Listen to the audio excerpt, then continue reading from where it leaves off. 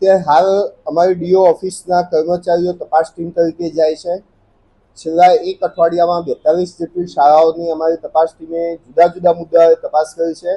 આ જુદા જુદા મુદ્દાઓની અંદર એક મુદ્દો એ શૈક્ષણિક સામગ્રી અને ગણવેશ એ પણ આવી જાય છે. એની સાથે સાથે અમારા ફાયર સેફ્ટીના અને વેકેશન દરમિયાન સ્કૂલ ચાલુ છે કે નથી એના મુદ્દાઓ પણ અમે લઈએ છીએ. આ તમામ મુદ્દે છેલ્લા એક અઠવાડિયામાં 42 જેટલી શાળાઓની અમે મુલાકાત કરી છે અને એમાંથી 25 જેટલી શાળાઓને અમે નોટિસો આપેલી છે.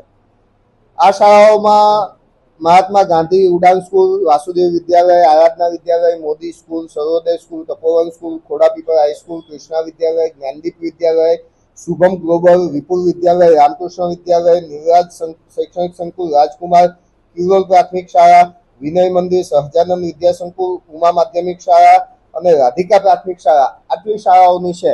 હજી પણ અમારી તપાસ ટીમો બીજી શાળાઓમાં આના માટે જાય છે અને હજી આ પ્રક્રિયા પૂરી નથી થઈ.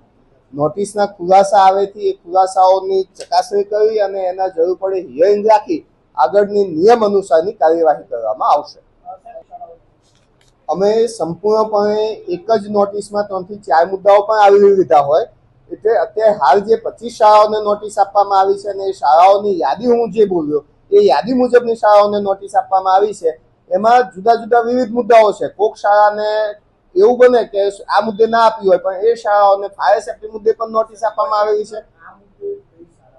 નહીં એટલે એક જ નોટિસમાં એટલા માટે હું કહું છું પરાક્રમ એગ્રીડ.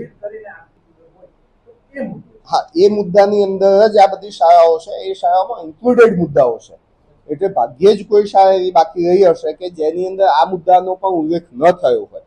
પણ સામૂહિક અમારી જે તપાસ ટીમ જતી હોય એક જ મુદ્દા માટે ના જતી હોય, બધા મુદ્દાઓને એક સાથે આવડતા હોઈએ. એક મુદ્દા માટે કરીને પાછા આવી જવું એ અમારો ટાર્ગેટ ન હોય. અમારે શાળાની તમામ બાબતો સામૂહિક રીતે જોતા હોય એટલે આટલી શાળાઓને સામૂહિક નોટિસની બાબતની ચર્ચા કરી છે.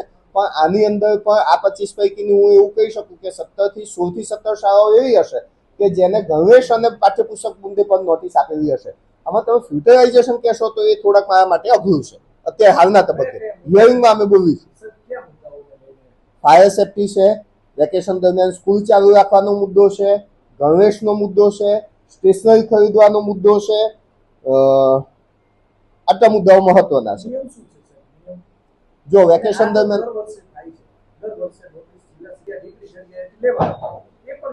છેલ્લા અઠવાડિયામાં તમે પોતે ફિલ્ડના માણસો છે, અમારા ફિલ્ડના માણસો જાય છે એટલે છેલ્લા અઠવાડિયામાં આ પ્રમાણ ઘણું ઘટી ગયું છે જ્યારથી મેં પરિપત્ર કર્યો છે ત્યારથી.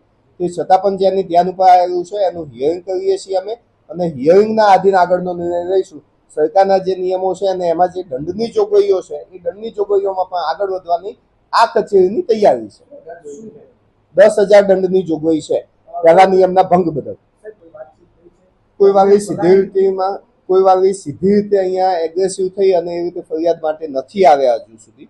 અમે સામૂહિક જે ફરિયાદો વાલી મંડળોની જે આવી છે કે અમારી પાસે જે માહિતી આવેલી છે એના આધારે અમે તપાસ કરીશું. પણ કોઈ વાલી પોતે નામજોગ ફરિયાદ માટે હજી સુધી આવેલા નથી. જનરલી એમનું લખાણ એવું હોય છે કે અમને ચોક્કસ જગ્યાએથી વાલીઓ તો આવ્યા જ નથી, જે મંડળો છે એમને એવું કીધેલું છે કે આ સ્કૂલ ચોક્કસ જગ્યાએથી ખરીદી માટે કહે છે અને એ સ્કૂલો અમારા ધ્યાનમાં આવી છે અને એ સ્કૂલે અમે તપાસ કરી અને નોટિસો આપી. આવું અમારે ધ્યાને હજી સુધી નથી આવ્યું. ચોક્કસ દુકાનનું અમારા ધ્યાને આવ્યું છે કે આ દુકાનથી તમારે સ્ટેશનરી ખરીદી એની ઉપર અમે કાર્યવાહી કરી રહ્યા છીએ. એના આધારે જ અમે આગળ આ કાર્યવાહી કરી છે. એમની રજૂઆત આ જ હતી કે દુકાનો સ્કૂલો જે છે એ ચોક્કસ દુકાનથી ખરીદવાનું જે કહે છે અને એ રજૂઆતના આધારે જ આખી આ કાર્યવાહી આગળ વધી. એવું પણ અમારા ધ્યાને આવશે તો એમાં પણ અમે આગળની કાર્યવાહી કરીશું.